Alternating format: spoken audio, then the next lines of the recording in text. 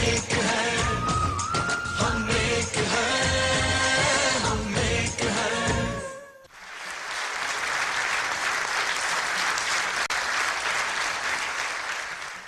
यौम दिफाए पाकिस्तान एक तारीख साज दिन, जब कौम ने खुद को नाकाबिले तस्खीर साबित कर दिखाया। एक तवील जिद्दोजहद के बाद 1947 में आजादी हासिल करने वालों की एक नई नस्ल अब इनके बाजू बन चुकी थी। ये सब अपनी अफवाज के शाना बशाना कौमी यकजहती की एक मिसाल बनकर खड़े थे। दुश्मन के 2 इन्फेंट्री डिवीजन, जिन्हें 3 टैंक रेजिमेंटों की मदद हासिल थी, लाहौर तो दूर की बात, BRB भी क्रॉस नहीं कर सके। सियालकोट के महाज पर दुश्मन के 1st आर्मर्ड डिवीजन, जिसको फख्र हिंद के नाम से जाना जाता था, जो तकरीबन 100 टैंकों के नुकसान पर ऐसी शिकस्त का सामना करना पड़ा कि उसका गुरूर खाक में मिल गया। पाक फजाइया ने अपने से 5 गुना बड़ी फजाई कुव्वत पर मुकम्मल बरतरी हासिल कर ली। 19 तैयारों के मुकाबले में दुश्मन के 104 तैयारों और उसके अहम फजाई अड्डों, खुसूसन पठानकोट, हलवाड़ा की तबाही ने भारतीय फजाइया को मुकम्मल नाकारा कर दिया। इसी तरह पाक बहरिया ने भी जारहाना हिकमत अमली इख्तियार करते हुए न सिर्फ समंदरी सरहदों को महफूज बनाया, बल्कि दुश्मन की बहरी सलाहियत पर भी जर्ब लगाई। सवाल मुल्क की सलामती का था। बानी पाकिस्तान कायद आज़म मोहम्मद अली जिन्ना के नस्बुल ऐन को लेते हुए हर शख्स के दिल से एक ही आवाज आ रही थी, हम एक हैं। हमें आज फिर जरूरत है उसी इत्तेहाद की, उसी यकजहती की, जिसकी मिसाल हमारे मुल्क की अवाम, हुकूमत और इसके इदारे आज से 46 बरस पहले कायम कर चुके। यही वक्त की पुकार है और यही नवीद सहर। सितंबर 1965 जब दिफाए वतन के लिए कौमी जज्बों की एक मुनफरिद मिसाल दुनिया के सामने रूनुमा हुई, तो उस वक्त तख्लीककारों, कलमकारों और शायरों ने कौम के उन जज्बात को इल्फाज दिए। मौसीकारों ने उन लफ्जों को सुरों में पिरोया, और फिर एक ऐसी सहर अंगेज आवाज भी थी जिसने उन लफ्जों और उनमें पिन्हा दिल की गहराइयों को मुल्क के कोने कोने में पहुंचा दिया। जी, ये आवाज थी मलकाए तरन्नुम नूर जहां की। उनके गाए हुए चंद बहुत ही खूबसूरत तराने आपके सामने पेश करने के लिए आ रही हैं, आपकी बहुत सारी तालियों में, सारा रज़ा।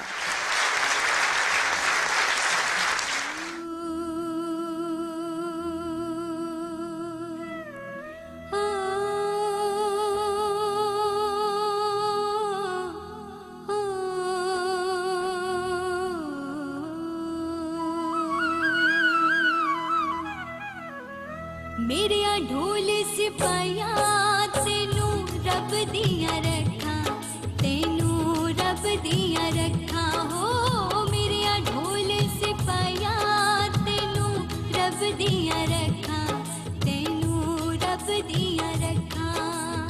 अज तक दिया तेनू सारे जग दिया अखा। मेरे ढोल सिपाया तेनू रब दिया रखा, तेनू रब दिया रखा ओ मेरे ढोल सिपाया।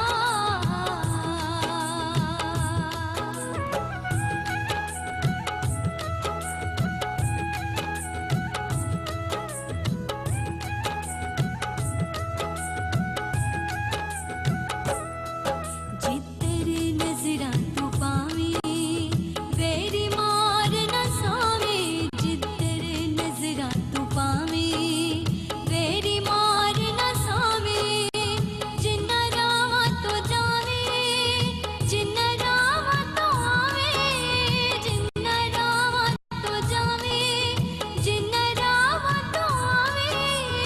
उन रावा दी मिट्टी चूमन मेरी आँखां। मेरे ढोल सिपाया तेनू रब दिया रखा, तेनू रब दिया रखा ओ मेरे ढोल सिपाया।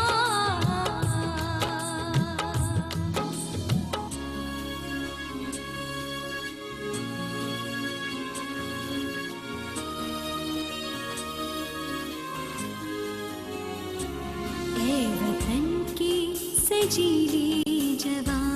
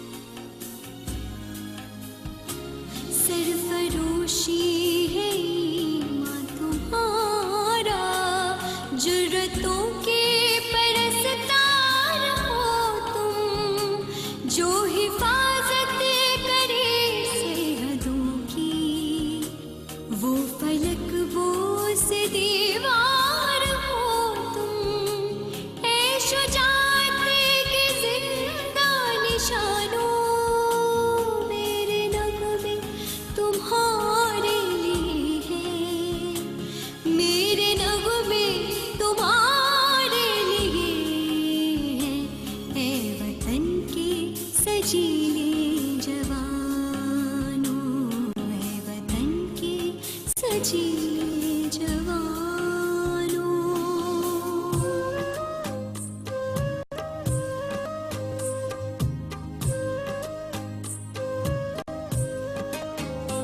ए पुत्र हटाते नहीं विक दे,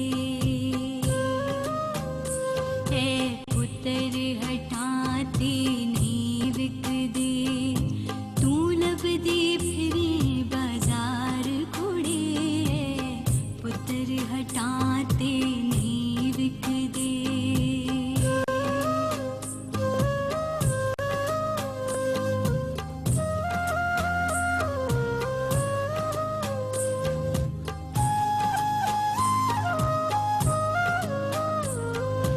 ए शेर बहादुर गाजी ने, ए शेर बहादुर गाजी ने, ए किसे को नोवी हर देने, ए न दुश्मन को लो की डरना,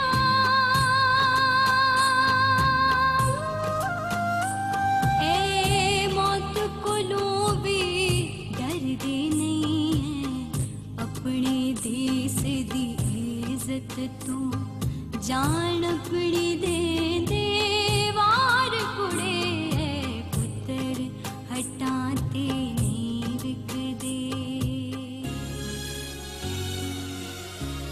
रंग लाएगा शहीदों का लहू, रंग लाएगा शहीदों का लहू, ये लहू सुर्खी है आजादी के अफसाने के, ये शफक रंग लहू, रंग लाएगा शहीदों का लहू, रंग लाएगा शहीदों का लहू।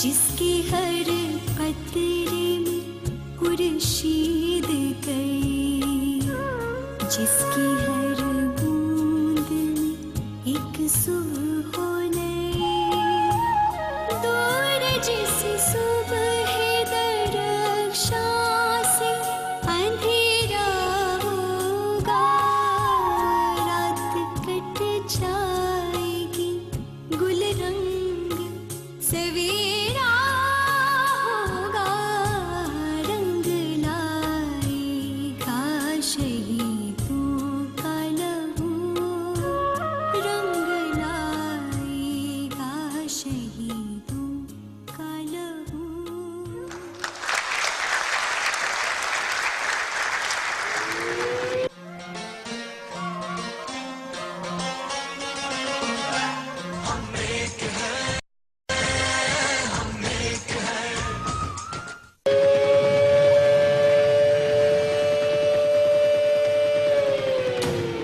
जंग शुरू हो चुकी है। 10 करोड़ पाकिस्तानियों के इम्तिहान का वक्त आ पहुंचा है। मुल्क में आज हंगामी सूरत हाल का ऐलान कर दिया गया है। आज सुबह सवेरे हिंदुस्तानी फौज ने पाकिस्तान के इलाके पर लाहौर की जानब से हमला किया।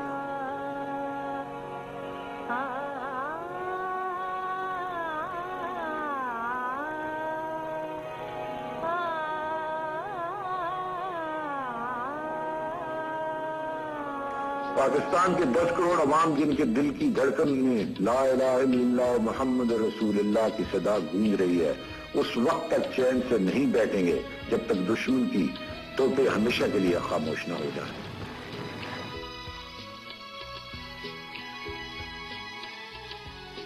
हिंदुस्तानी हुक्मरान शायद अभी नहीं जानते कि उन्होंने किस कौम को ललकारा है।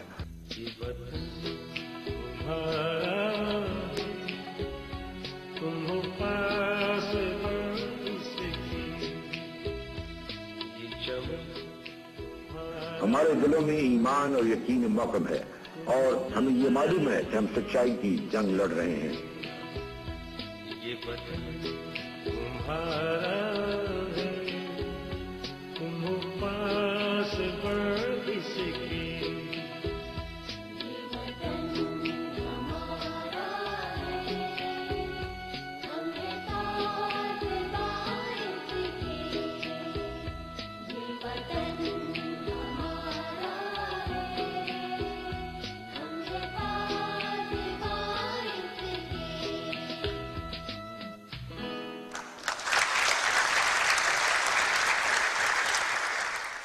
जहां सरहद पर जुर्रत व बहादुरी के जौहर दिखाए जा रहे थे, वहां कौम का हर फर्द भी आखिरी वक्त तक इस जंग में अपनी अफवाज के शाना बशाना खड़ा था।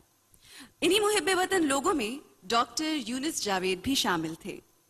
वो क्या जज्बा था उस वक्त जिसने कौम को इस हद तक मुत्तहिद किया कि वो सरहदों पर जाकर लड़ने को तैयार थे और अपनी अफवाज के लिए हर किस्म की मदद के लिए दिन रात मसरूफ अमल थे।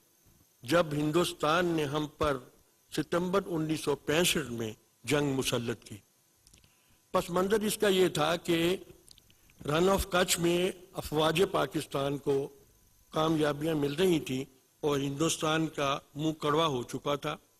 छंब और जोड़ियां में महाज शुरू था। इस दौरान 5 का दिन गुजरा और 6 को अलग सुबह लंदन से फोन आया कि सुना है लाहौर पे कब्जा हो गया। हमने कहा क्या बात करते हैं, हम इधर फिर रहे हैं। उन्होंने कहा हमने देखा है कि ओमनी बस में इंडियन सोल्जर बैठे हुए हैं और वो अनारकली और माल रोड पे फिर रही। उस वक्त हमें क्रोमा का पता नहीं था। क्रोमा एक ऐसी टेक्निक है कि मेरी अगर यहीं से फिल्म लगाई जाए तो मैं माउंट एवरेस्ट से बोलता हुआ भी दिखाई दे सकता हूँ। लेकिन उन्होंने ये किया और BBC ने अपनी साख खराब कर ली